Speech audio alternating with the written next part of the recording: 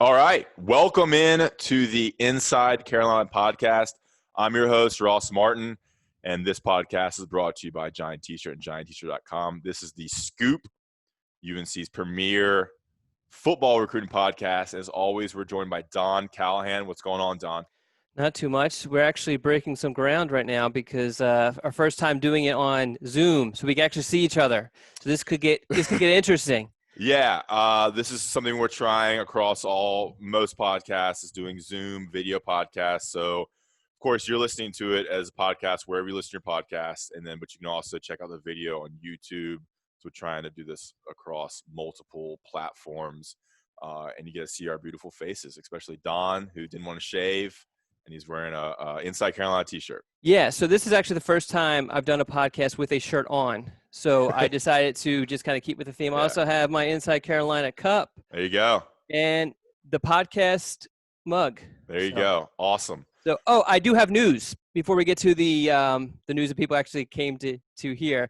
I went, and as you know, I actually went out to eat 3 times last week, which was kind of interesting. Even with the restaurants, it was crazy that I had to basically call around to see who was actually open and who wasn't. And so many of them weren't open. And then the ones that were, there were like places I would consider a bar. I know they serve food. They were open. So it was just really kind of hectic kind of heading through that. You haven't gone out yet as far as like restaurants yet. I actually went to a brewery in Asheville, and I've gotten takeout a couple times now, but have not sat in a restaurant. Yeah, I've gotten plenty of takeout, but this was actually went out to lunch with my daughter inside Olive Garden. All the other stops were outside. Which, of course, it was Olive Garden.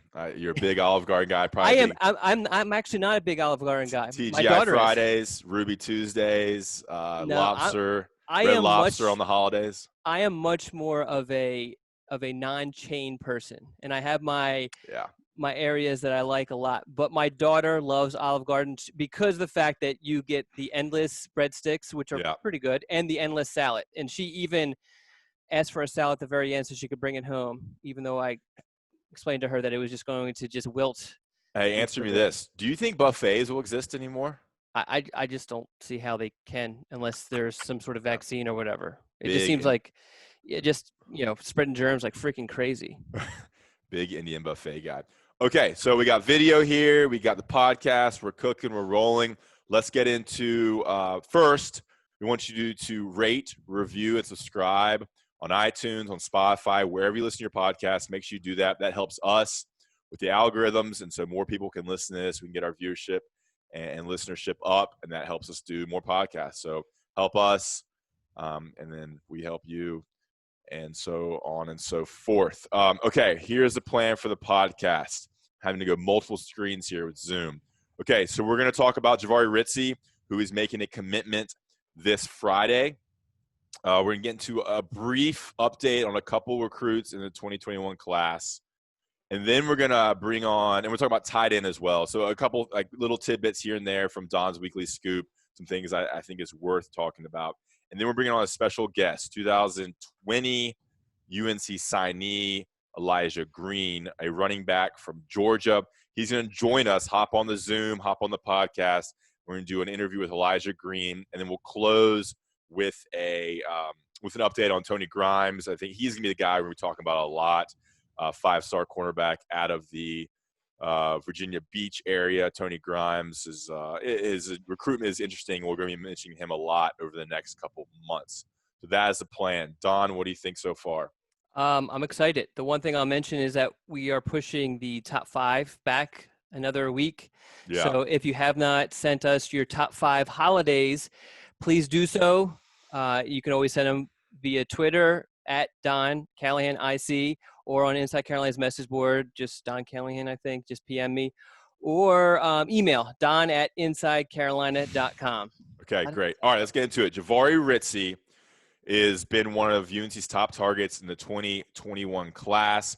He has jumped up the rankings. He's now ranked in the 24/7 Sports Composite as the number 142 overall player, the number 12 strong side defensive end, the number 7 recruit in the state of North Carolina. He's 6'4", 274 pounds, super athletic. If you listen to our Steve Wiltfong podcast, He raved about his athleticism. He has a kind of a track and field history. Explosive athlete, kind of can be pretty flexible in the line, kind of on the outside and inside. Don, he is announcing his commitment on Friday. The floor is yours. Yeah, so he's down to, or he's going to continue with his final five: Georgia, North Carolina, Ohio State, South Carolina, and Tennessee. He'll choose between those five. He did reveal to me over the weekend that he has narrowed it down to two, and really has made the decision. But it basically came down to two schools, and I feel that North Carolina is one of those two. Nice. Inside Carolina will be there to cover the announcement. We'll have some more details on Friday as far as our actual coverage plan. But we go into a little bit more detail on what's actually going down in the update we did with Javari earlier in the week. I think we posted on Monday, so definitely check that out. Yeah, and that's for premium subscribers, of course. There's always good deals to subscribe to Inside Carolina. Did you say a time for his announcement? Is that revealed yet? 6:30. Okay. I know you revealed it to me, but I don't know if that was public knowledge. I actually head down to the beach this weekend. Ooh. You going to be able to help cover it or no? Hey, Inside Carolina is a priority, so I'll have my laptop out, ready to go. On the beach? Nah, I don't know where we will be, but What beach are you going to? So this is the plan. Michael Jordan's in that fishing tournament down there. Are you going to compete with him? Yeah, I'm gonna head out. No, so I think I've never really gotten into this Big Rock stuff. It's a Big Rock fishing tournament in Morehead City. Jordan's down there. It's really cool. Love going to the beach. So I think we're going to just head down. We got an Airbnb for 2 nights outside Morehead City, and it's kind of just hang out, go to the beach, check out the scene, that fishing tournament. I've been trying to talk to the director, see if I can get some sort of press pass, but I don't think it's really, you can kind of be there and take photos and take videos. So we'll see. And then spend 2 nights down there, and then Saturday night we're not sure where we're gonna go, but either north to Outer Banks or maybe hang around the same area, and just chill down there. All right, that's the plan. All right, so Javari Ritzy, he goes same high school as Ra Dilworth. He's been on UNC's radar for a long time now. He would be another defensive line. Wait, does UNC have any defensive linemen committed for this class? It's been so long. God, I'm going blank. I feel like there is. I'm pulling it up here. It's a little live radio for you here. Yeah. Keyshawn Silver. Yeah, got it. Which is he's ranked higher than. He's one of the top ranked commits. So you got Keyshawn Silver, and then you got some guys who are kind of that outside linebacker, defensive end players. Are they going to take any more defensive linemen if they do get Javari? Yeah, so it depends on North Carolina classifies that outside linebacker position as a defensive lineman, so yes. But if you consider them not defensive linemen, then no. Okay, they're not getting like another tackle or another nose. They're going to recruit some guys, and some of those guys are on your list of questions you have for me coming up. Okay. But it's not a necessity. Okay. Could either Keyshawn or Javari play a nose? Or are they more just like kind of that tackle, that interior tackle? Yeah, I see both of those guys as 4-eye techniques, but these kids are still maturing. Who knows? But I think that's the plan is 4-eye. Okay, great. All right, Jahvaree Ritzie, 6:30 on Friday. Stay tuned to Inside Carolina for that. It seems like Don will be there for the announcement, and we'll have to see what Mr. Ritzy selects. Okay.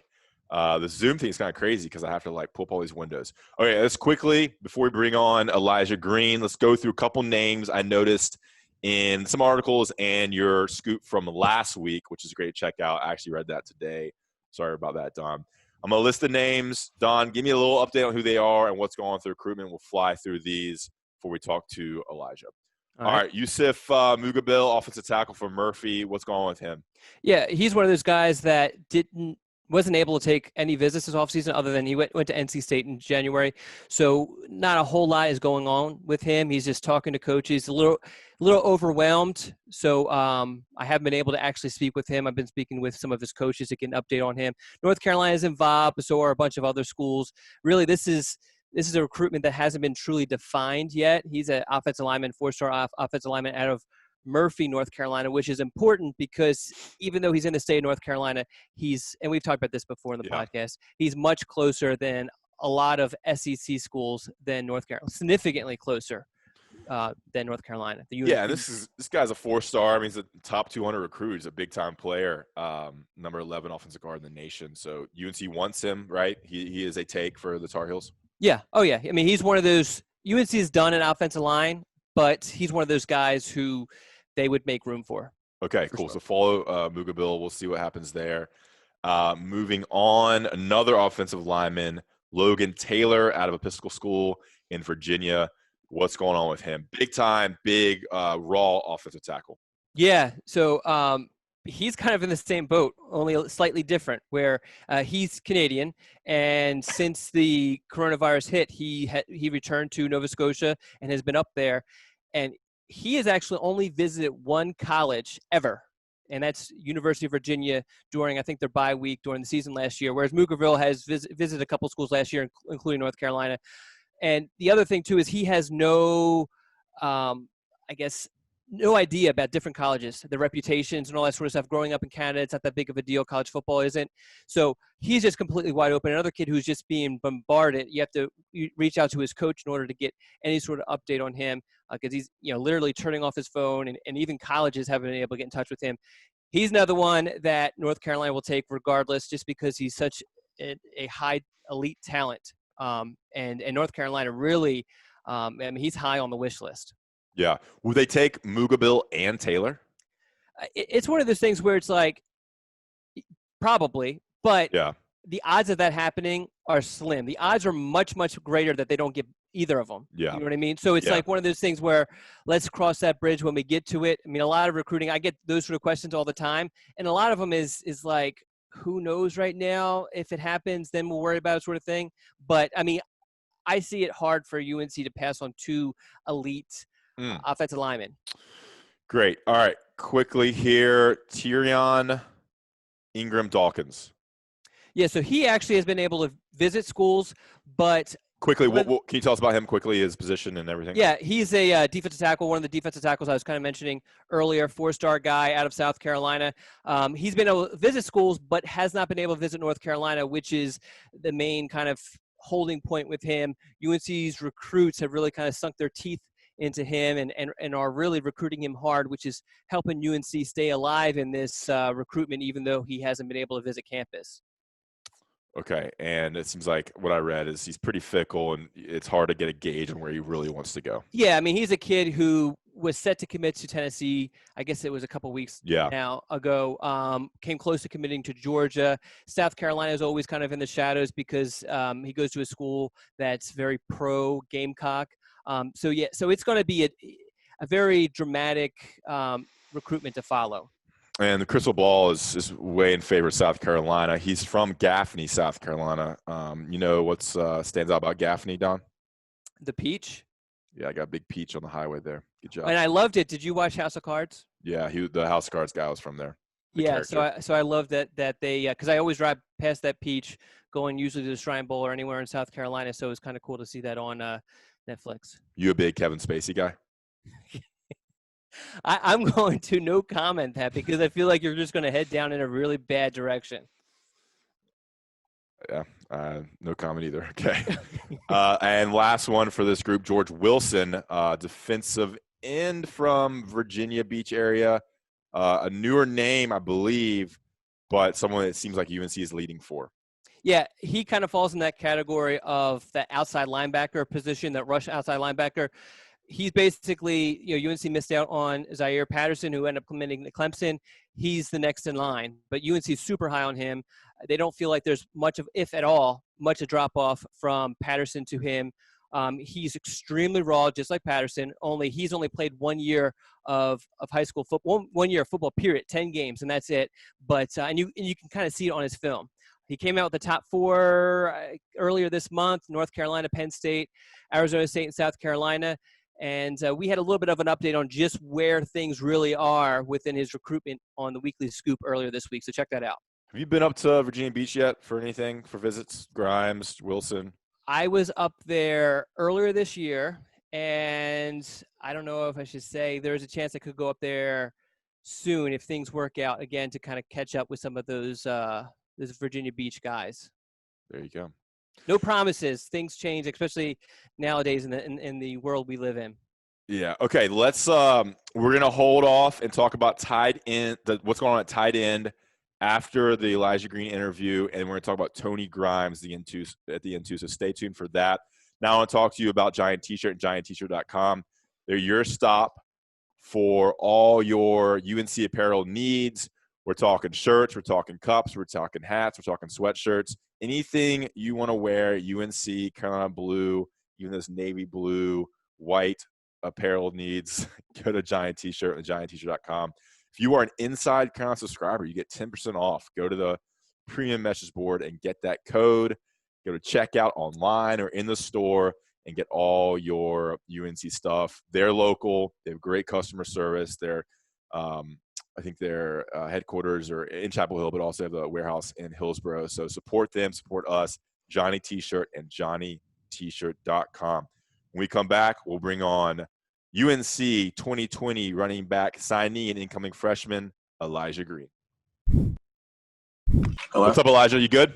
I'm good. How about yourself? Great, man. Good. How you doing? I appreciate you doing this. Oh, yeah. Thanks for having me on. Sure. So, I mean, this is going to be pretty – this is Ross, by the way. What's up, man? Co-host. So we're just going to ask you questions and just have a little fun and be loose with it. No pressure, nothing, just having a conversation really. Other than we're going to be asking a lot of questions about just normal stuff, your recruitment, UNC, all that sort of stuff. Sure, sounds good. All right. Do you have any questions at all? Oh, no, I'm fine. Go at it. All right. Okay, your audio sounds pretty good. It's a little delayed, but that's fine as long as it's clear. All right, good stuff. We'll go here and let me bring up your profile, Elijah Green. Okay, we'll go in 3, 2, 1, and welcome back. And we are now welcome back to the Scoop, and we're really happy to bring on 2020 UNC running back signee Elijah Green, 5'10", 190 from Roswell, Georgia. What's going on, Elijah? I'm good. How about yourself? Thank you for having me on. Yeah, for sure. Don, the floor is yours, man. Yeah, so I really appreciate you being on, Elijah. I wanted to kind of just go back to your recruitment for those who are listening who haven't had a chance to kind of follow your recruitment. You basically last year, I guess last June, you took a couple of official visits, Michigan State, Vanderbilt, and then you took kind of, it was a little bit, I guess, quiet visit to North Carolina in July, and I think on that day you actually committed. Just kind of take me through just those 2 summer months and how you came to make your commitment to North Carolina. Yes, sir. So during those months, there was a kind of a time that I wanted to really condense my offer list and kind of focus on schools that I really felt that would be the best fit for me.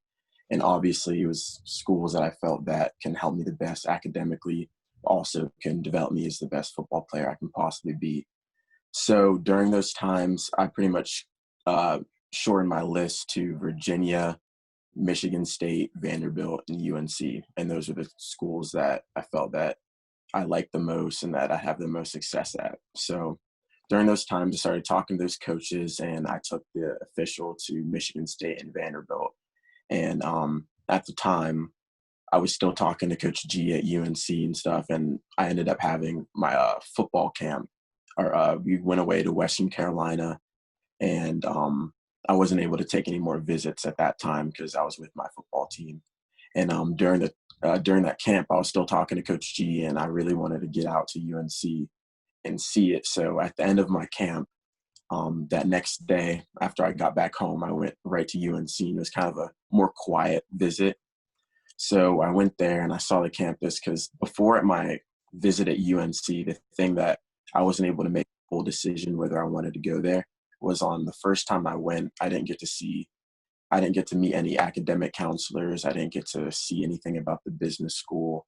I didn't really get to see around the campus. So those things was kind of holding me back to be able to make a full decision. And of course, UNC was one of the forefronts of my mind just because of how well of a visit I had the first time and my relationship with Coach G. So after that visit, when I went there, I was able to see the academic counselors and really talk with all the coaches. And I had to sit down with Coach Brown and Coach G. I really found like that was my home. And after we left that visit, I told my parents in the car on the way back, I was like, this is where I want to go. I want to commit here. And my parents, they're really happy about it because they felt that I was making a really good decision. So that next day, I called Coach Brown, and I kind of played around with it a little bit. I don't know. So when I called him, I was like, "Well, thank you for having me on a visit," and I kind of acted like I was gonna say that I was gonna go somewhere else, and I could like hear it in his voice, and then I was like, I'd like to commit to the University of Carolina. And him and Coach G and the whole coaching staff were really happy. So I felt like I made the best decision at that time, and that's kind of what led me to commit to UNC. Awesome. Elijah, what is that conversation like with Brown when he has you in his office with Coach G? Like, what is he talking to you about? What's that like? Because obviously we haven't been in that situation. Well, he's kind of just talking about why he recruited you, because Coach Brown, he wants to only recruit the best guys. It's easy to recruit good athletes because there's good athletes all around, but it's harder to find guys that they feel like are good athletes and good people. And he wanted to express that I was a good person, and he feels that he wouldn't be recruiting me if he didn't feel like I could help his program, but also be able to help with the culture on the team and just having good guys on the football team. So it's more about that and just more about me connecting with him, getting a sense of why I was there and why he wanted me. And also just talking about his coaching tenure and his life as a coach and his philosophy and really what he believes in as a coach and his morals and values. And that really stuck with me because he's a really personable guy, and I was really able to relate to the things he said, and I was really to connect to that. So that kind of led me to really know that this is the head coach I wanted to play for. Now, when you committed to North Carolina, UNC already had 2 running backs committed. Now, one of them has since, went a different direction, Elijah Burris. What role did being a part of a 3 running back class play on your decision? Well, of course, I didn't really want to.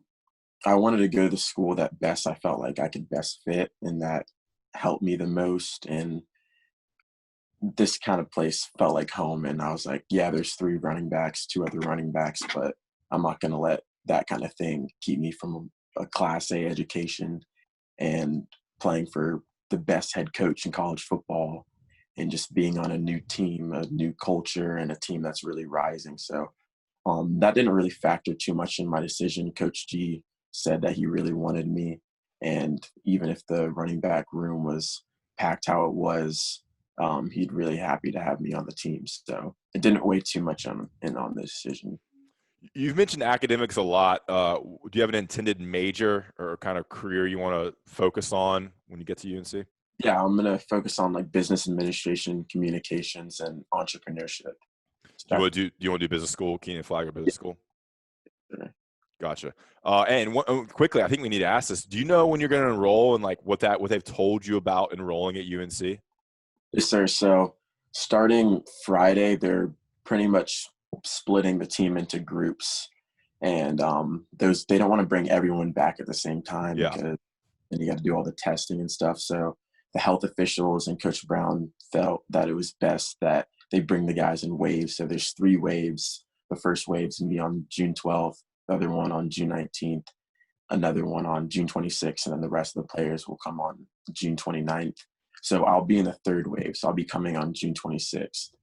And it sounds like most of the freshmen are kind of in that the 3rd wave, maybe third or 4th wave. Yeah, most of the freshmen are there, and then also like how far away you live from campus. And I'm in Georgia, so it's a little bit harder for me to commute back and forth, and so that also played in. Before we close the door on the recruiting side of things, you actually sustained an injury during your junior season of high school football, which is usually really kind of puts people or recruits behind the eight ball a little bit with their recruitment because, you rely heavily on that film. How did that impact just who was looking at you, and did you have to do anything special to kind of compensate for that? Well, during that, a lot of the coaches that I was talking to before, I had a pretty good sophomore year. I had a really good sophomore year, and that's when I really got picking up in my recruitment, and I got offers from like South Carolina and Iowa State and UNC. A lot of the schools continue to look at me, even though that I did get injured during that year, because they really believed in me and they really liked my film. But during that year, some schools did kind of fall off during that, but then I was able to come back at the end and have some pretty good games after I was the best I could because I was still recovering from my injury. But then, but I still continue to get some offers during that time, like Virginia Tech, and I got Boston College during when I was hurt. So a lot of them really trusted the film that they saw and the games that they watched me the year before, and they didn't want to hold getting hurt against me in my recruitment.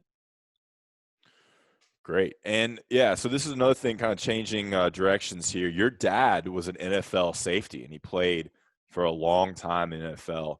What was that like growing up with a dad in NFL? Like, where did you live? And can you kind of dive into the life of a son whose dad's a big time NFL player? Well, I kind of lived like pretty much a little everywhere, a little bit of everywhere. I was born in New York. Okay. And I moved to New Orleans and then New England, but we always had a house in Georgia, so I was able to live a little bit. And I don't remember too much about the time because he retired a little bit in 2005 officially. His last official season was in 2004, so I have vague remembers. I remember watching on TV and being at one game when he was with the Saints. But just growing up, I was able to really learn from him because I've always seen his work ethic. And he'd always be working out or doing something to help his body. So, and I was also been able to be in contact with other NFL players that he's been friends with, and they've been able to mentor me, and I've been able to learn from them about what they did to be able to get to the league and what led them to be so successful. And also my he's played a really big part in that and just teaching me how to work hard and what it takes to get there and just how to overcome adversity and how to use what you have and to develop yourself into a better player. So he's helped a lot with that. Yeah, and for those who don't know, your dad's Victor Green, undrafted safety, played for the Jets from 93 to 2001, then New England for a year, and then New Orleans for a year, and retired officially as a Jet in 2006. He had 961 tackles, 25 interceptions, and 3 touchdowns, which is pretty incredible. Yeah, I mean, what do you think? You mentioned that a little bit, but like a lot of people don't have a dad who's in the NFL. How has that really helped you develop as a football player, both on the field and the kind of the mental aspect as well? Like more what I said about just the hard work aspect and just seeing how he works. Even to this day, I work out with him and he trains me and my friends, Quentin and JD, Quentin's gone to university, JD's gone to Notre Dame. So he trains us, and I've just been able to see he still tries to keep up with us. Like last week, I was maxing out on deadlift, and I was doing 400, and then he put on 420, and he did it. I was like, really? And my dad, his knees are like from football still. Like he has a torn meniscus, and he's deadlifting 420. So to me, when I see that, it just shows me that like, despite all the other things, like if you put your mind to something, you can do it. So I had to put on 430 so I can up him one. So yeah, I've just been able to learn how to work and seeing what he puts into it. And he's so disciplined. Like every single night he's stretching while we might be watching TV, or he's on the ground doing core. He's up in the morning early. He's going on runs. He's still staying in shape, and he's done this all throughout his life. So it's kind of taught me to stick and really learn good habits, good eating habits, good working out habits. If you do that, and one thing he preaches is the little things. And if you do a lot of the little things right, then it's obviously going to turn into one big thing. And that's the big product that you're trying to get out. And it's not the big things that makes the player successful. It's the little things that they do. It's the eating right. It's the stretching. It's the mobility. It's the getting enough sleep at night. that's going to turn you into a better player. So he's really taught that to me throughout my life. Awesome. Yeah. And I don't know if you knew, Elijah, but Don can deadlift 500. Oh, really? Yeah. Yeah. On a I good mean, day. that. I'm just kidding. Don's very weak. Anyway, I'll disregard all that. But I did want to talk about your high school career because I feel like the fans, a lot of obviously North Carolina fans, UNC fans, live in the state of North Carolina, follow high school football in North Carolina, but not in Georgia. And you played for a pretty good team. They actually won the state championship the last 3 years, which are the 3 years that you were a significant part of the varsity team. What was that like these past 3 years playing on a team that just basically dominated like that? Yeah, it's been amazing. Like just being able to play on a team that pretty much all we knew was winning, and a lot of the time people didn't really think we were going to win. Like our first state championship team, we'd lost a pretty strong senior class before, and there's a lot of question marks about our season and what we were going to do, how well we were going to be, what we were able to accomplish, and we were able to pretty much defy all odds and win the state championships and beat the team. Because earlier that year in the region championship, we lost to Marist, which is a powerhouse in our division, and we lost to them in the region championship. And we ended up seeing them again in the state championship. So a lot of people were like, oh, they're going to lose. And a funny thing about it was we were supposed to play in the Georgia Dome, but there was a whole big snow blizzard, the first that Georgia's seen in pretty much a really long time. So the game actually got canceled and we had to play at their home stadium. So I'm in and beat them in the state championship at their home stadium, and it was packed. There's like 7,000 people there, and it was a huge deal. And it was cold. It was like 32 degrees that game. So it was just an awesome, and being able to do that. And next year we had high expectations again. A lot of people didn't see us losing because we had a really strong team, and that's pretty much what we did. We went 15-0 and won the state championship again. And after that year, we lost our other running back who played with me, Steele Chambers, who's at Ohio State. We lost J.D. Bertrand, who's at Notre Dame. We lost Ryan Davis, who's a receiver at UAB. We lost our quarterback, Jake Smith, who's at Air Force. We lost our D-end, who's at Middle Tennessee. So we lost a huge senior class, and a lot of people didn't see us winning again. They thought even our head coach, he said in an interview that this would be a rebuilding year and that he'd be surprised if we won like 7-8 games, maybe lost first round of the playoffs. So that really pushed me and the seniors to prove them wrong and show them that we were capable of winning a state championship. So we really latched on together through the season, and just through the summer, we really tried to push each other. We tried to push the team. We tried to develop our leaders and really be able to run the team and make sure people were on time to practice. We made sure people kept their grades right. We made sure people weren't getting in trouble at the school. We tried to help hold everyone to a high standard, because if we were going to win another championship, that we were going to have to do something that we've never done before. So during the season, we were able to keep on winning. We lost our third game of the season, and people were like, Trinity, they're not as good as they thought. And that was our first loss in 25 games, almost 2 years. That was our first loss in a game. And a lot of people didn't think that we had what it took, but we were able to go throughout the whole season, did a game, and pretty much defy all odds. And we opened a lot of eyes. Even our coaches were surprised at what we were able to do and go and win the championship. And amazing feeling, especially being able to do that as a senior. In my last game, I was able to have 2 touchdowns. I had 206 yards, and I was able to be the state championship MVP. So that really capped off my senior season. You kind of touched on this a little bit, but college coaches have always said, I mean, every college coach, I feel like, you like to recruit prospects from winning high school programs because they know how to win, and they bring that to their college.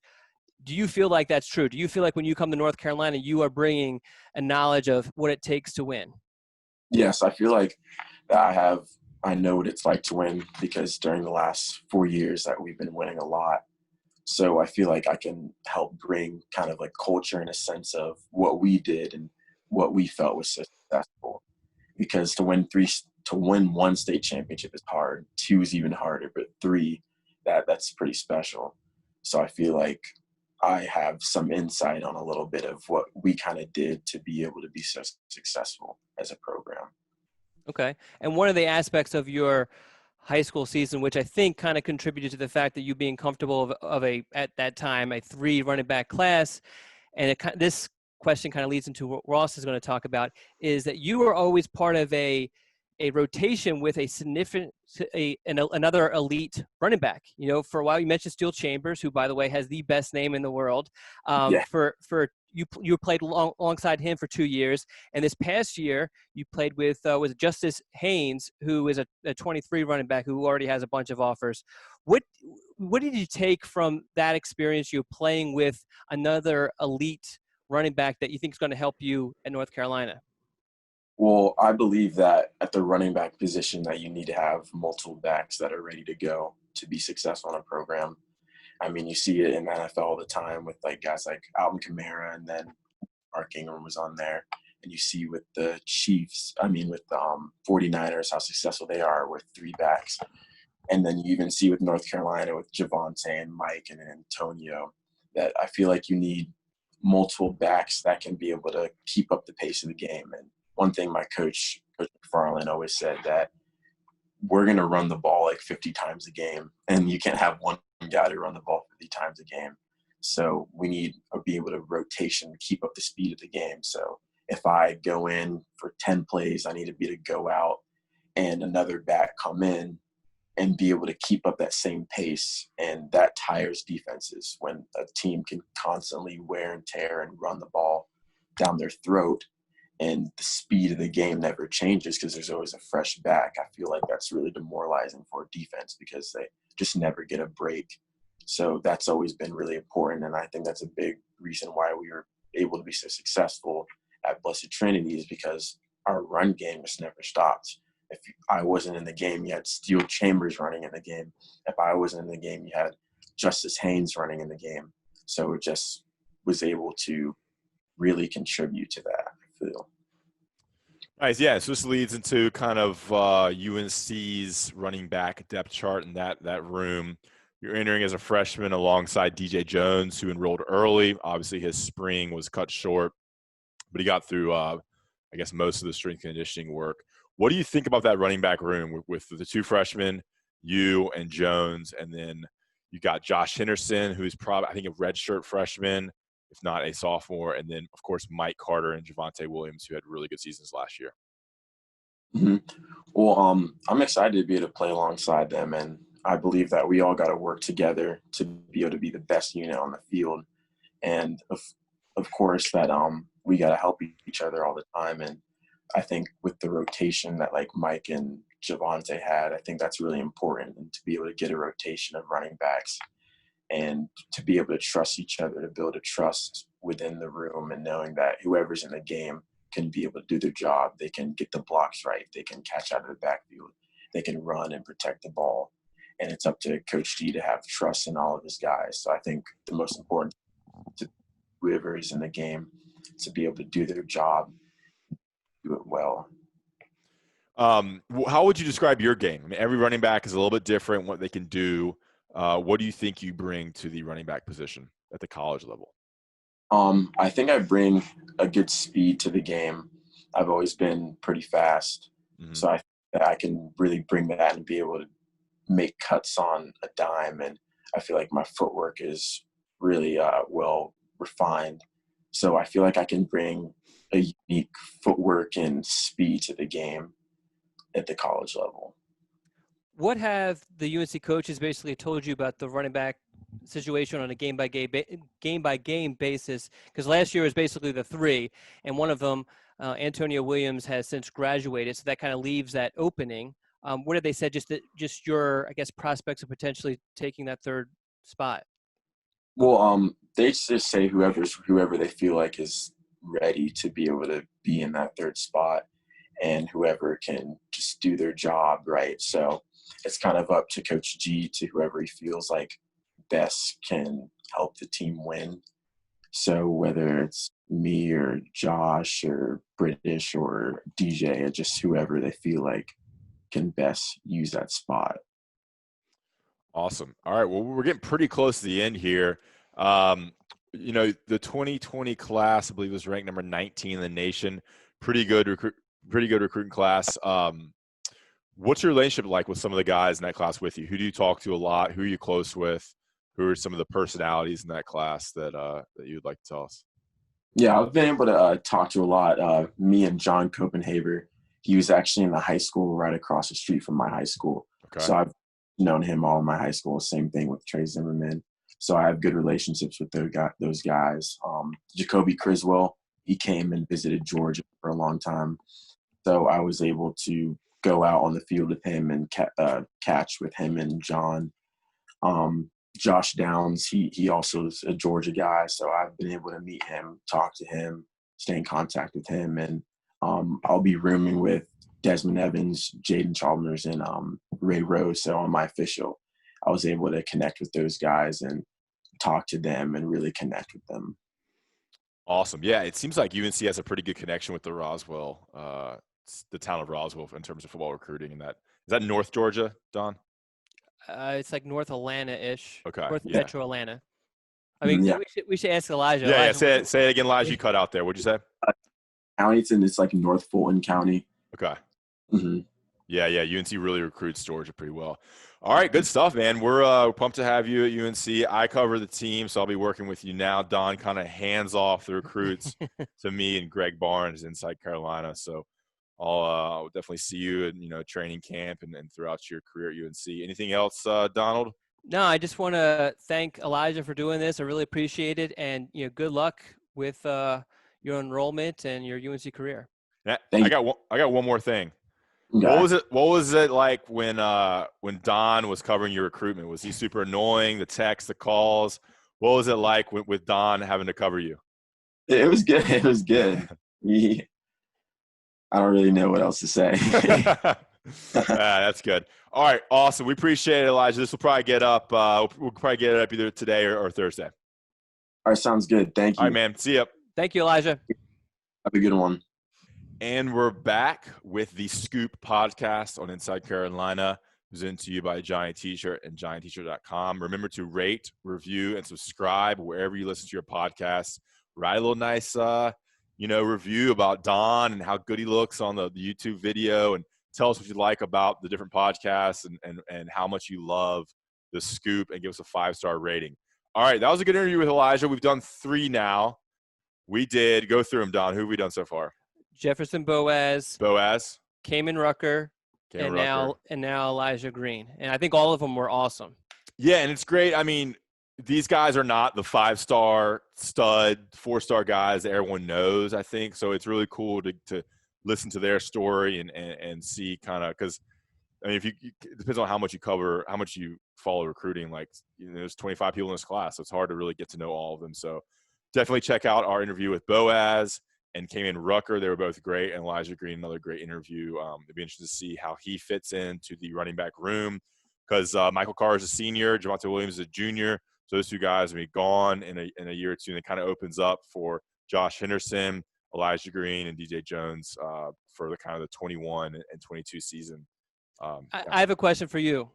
With DJ Jones not really having a spring, how much of, I guess, an advantage do you think he now has over Elijah Green? Yeah, I think it definitely evens the playing field a lot for those freshmen in terms of playing time. They did get, some strength conditioning work, about 2 months of UNC nutrition, UNC strength conditioning with Coach Brian Hess, and that definitely has an advantage because they can take that knowledge back to their hometown. But the coronavirus across the board is definitely even that playing field for whoever's going to go for that spot, or which freshman can kind of hop in at different positions and provide some help. So it's going to be interesting to see how this all breaks down when it comes to training camp and preseason camp and whatnot. Yeah, no, I'm excited, and I think it's going to be a good competition. That was one of the competitions I was I guess I still am looking forward to with Henderson and DJ Jones and with Elijah Green, just seeing who kind of comes out of that, because I think they will have an advantage for the rest of their UNC career as far as playing time. For sure. All right, let's move on. We teased this earlier. Let's dive into the tight end spot for the 2021 class. This is the one position where there's a little confusion and not a lot of clarity on who UNC could land. Don, the floor is yours. Who does UNC kind of have on the radar, and who are they and whatnot? Well, I think the backstory on this is important because as if you've been following North Carolina recruiting, you should know that Tim Brewster was the tight end coach since Mack Brown took office again.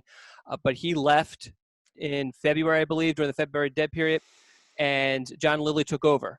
And that obviously puts that position at a little bit of a disadvantage because, new coach, new thought process, values different things. On top of that, you had the coronavirus hit, which it actually, right after we had the February dead period, and then we basically had maybe like a couple of weeks, and then boom, there was a dead period, which prevented obviously all visits, and that continues to last this day until at least July 31st, and probably will last beyond that. Anyway, so during that short couple of weeks, UNC wasn't able to really get anyone on campus because I think spring break kind of fell in there also, and there were some other things going on. So John Lilly has basically had to try to recruit a bunch of tight ends who weren't able to visit campus. And the one tight end target right now who has Bryson Nesbitt, he visited obviously before Lilly became coach, and he's visited a bunch of times.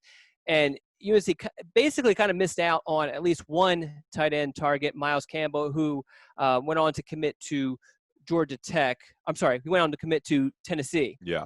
And, he always wanted to visit North Carolina and still may eventually, but that just kind of shows just what sort of obstacle that Lilly has been working under.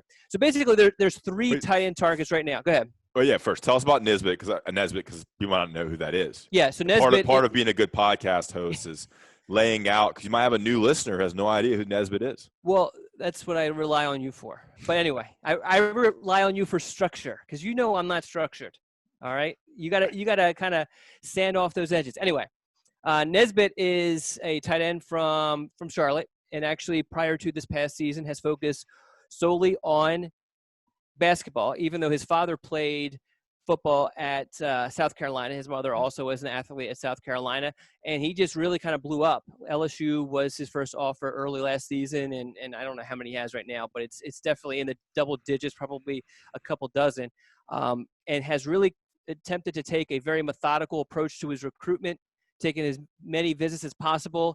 The best we have got out of him as far as favorites is a top 14, and he's very, very smart kid, doesn't like to tip his hand at all, and so you don't get a whole lot out of him when you ask him questions. So that's one guy. And then we have Robbie Oates, who's from South Carolina, another guy he actually is one of the first guys that Lilly offered. One of the first visits he planned on taking was to North Carolina in March. That obviously was canceled. He has since kind of taken a step back from recruiting, planned to take all of his visits before proceeding. There's a lot of other schools involved with him, like South Carolina, Alabama, Georgia, so on and so forth. And the last guy, Michael Trigg, might be more of a reach, although he's been very responsive to North Carolina. He's a four-star guy, the only four-star of these three, from out of Florida, and he's another guy whose background is mostly basketball, but when you watch his film, you see football player in him. I mean, he's a big, thick, strong kid, whereas Nesbitt looks more of a tall, long basketball player. But Trigg is a guy who, I feel like Florida State and Auburn are the two that are the strongest challengers for him, but North Carolina is definitely in there. And he wants to make a visit. So those are the main three for right now. How do you spell the Robbie Oates guy? Ouzts, but it's pronounced Oates. It's from what I was told. Okay. Let's try and find him.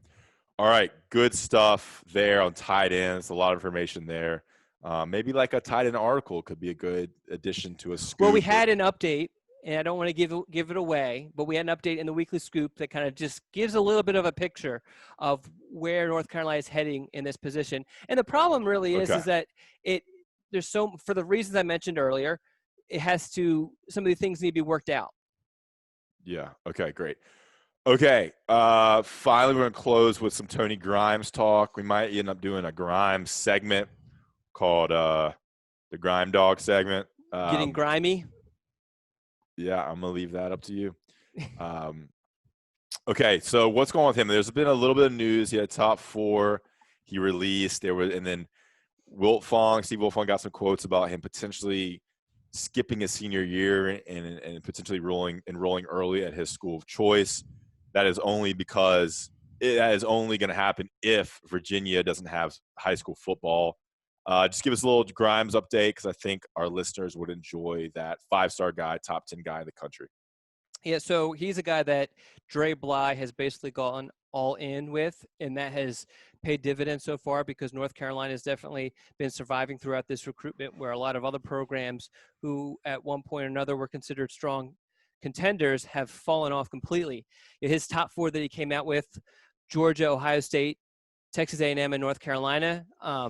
I won't say which one. You can read the scoop. It goes into detail about this, but I think one of the schools has already kind of fallen out, and that ranking actually came out, or that list actually came out, I think, on the 30th or the 31st of May. As far as the early graduation, I mean, as long as the state of Virginia has a high school football season, this is a non-story because he's going to stay there and play his senior season. And as of Friday, the VHSL came out with an update that basically said we're proceeding. We're waiting on some guidance from the governor and those sort of things. I mean, it's just like everything else with this coronavirus stuff. Everybody's waiting for somebody up higher on the chain to figure out what's going on. But I think the important thing is right now they're moving in the direction of having a football season. And unless something happens, it seems like, they're going to have a high school football season. Okay, good stuff there. Tony Grimes. Yeah, I mean, the quote that stood out to me from your scoop, not to give too much away, was that from his dad, Dre Bly is a force in this area right now. I mean, this Tony Grimes' dad is a quote machine.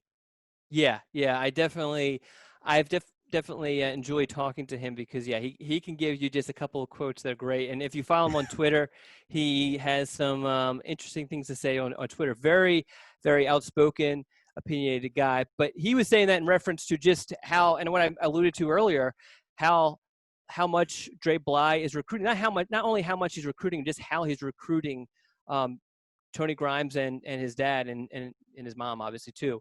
And he just relates to those kids in that area because he's a legend in that area. I mean, yeah. it's you kind of, I mean, it's I guess it's easy to understand, but to fully grasp it, you have to be in that area and just mention his name and just see people just kind of light up talking about Dre Bly. I mean, everybody seems to know him personally, not just know who he is, seems to have some sort of connection with him. His mom still lives in the area. There's a video out on Twitter last week with his filming his mom riding the bike around the neighborhood.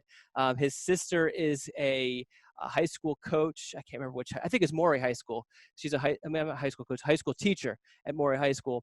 So, I mean, he's still embedded in that community, even though his family lives in Charlotte and he basically lives in Chapel Hill. Yeah, he's actually fishing right now. Did you see that? Yeah. His Instagram post of him fishing? I saw some of his tweets of him fishing. Dre Bly, yeah, it's awesome. I mean, I was writing some articles about him because he worked out with Stephon Gilmore recently, and so I was doing a little thing on that over the weekend. And I didn't really cover. I obviously didn't cover it, but I didn't really follow UNC football much in the '90s. I was a Georgia Tech fan, surprisingly. But 11 interceptions as a freshman. I think he was a 3-time All-American and a 2-time first-team All-American. He's a first-team All-American as a freshman. I mean, he's one of the best corners in college football history and went on to a really long, productive NFL career. All right, Dre Bly, good stuff there, and Tony Grimes, of course. Okay, I think that's about it, Don. Anything else you want to add or anything you want to talk about? No, we're not allowed to talk about Thirsting for Women, but this has been enjoyable. Our first try at this Zoom meeting and actually seeing each other. What are your thoughts on it so far? Yeah, I like the Zoom. I think it's good for verbal cues and things like that. It is a little annoying because you have 2 screens, but if I want to go to a person's profile or check out Google Doc or check anything, like even like news and text and whatnot, I have to pull up another screen, or you can see my eyes kind of moving somewhere else because, I mean, who knows? Yeah. News could break and things like What that. what do you do when you have to pick your nose? Have you figured that out yet? No. No. Have you seen me? I've been stifling some yawns. I've been doing that Have you? throughout the whole thing. Yeah. Yeah, we're definitely more conscious of what we're doing. Yeah, I'm for even sure. kind of, I like to drink a lot when I'm talking a lot, and every time I drink, I'm like looking, I'm like, oh man, this looks awful. Yeah, I think, I mean, just keep it natural. I don't think, I mean, it's whatever. We're doing a pod, we're talking. It is what it is. How's the working out and the weight and the diet and everything? I actually have some news. So I have Gained given 10 up. pounds? No, well, not 10 pounds. So I, I, I don't want to say give up. I'm allowed only ice cream once a week now. Last week, so we went on this kick of having ice cream almost every single night. Yeah. So good. And So good. yeah, I love ice cream. And so the one morning I'm working out, I go to the bathroom, and this is great that we're actually filming this. I had boob sweat, under boob sweat, and I'm like, what is this? I've never had under boob sweat before. So I'm like, the culprit must be ice cream. So yeah, and I couldn't give it up completely. So we're just having ice cream on Fridays for now. And I noticed that was gaining a little bit since we were doing all that ice cream eating. But yeah, so Wait, so you had boob sweat from what? well, I was working out. So I'm like, Okay. and I had never had, it's under boob sweat. I think there's a difference. I wanted to just be as direct as possible about this. Yeah, this line of Okay. of under boob sweat, and I was working out, and I was like, man, what is going on? And so I was like, it had to be ice cream. So yeah. Yeah. What's your favorite kind of ice cream? We do a lot of like going to Sonic or Dairy Queen where you're just getting like the Reese's, the Blizzard. You don't even like buy it from the store and bring it to your house? We do that too, and yeah. So I do the Reese's. I like it. Oh, I like Rocky Road. Yeah. I like I'm a big like chocolate based like Rocky Road type stuff, like Yeah. fudge and stuff like you would like fudge. that. And you got me rattled there. I got a plan for you. Uh-oh. This will actually be great content. Oh man. What if we did like a weight loss, like I move in or you move here?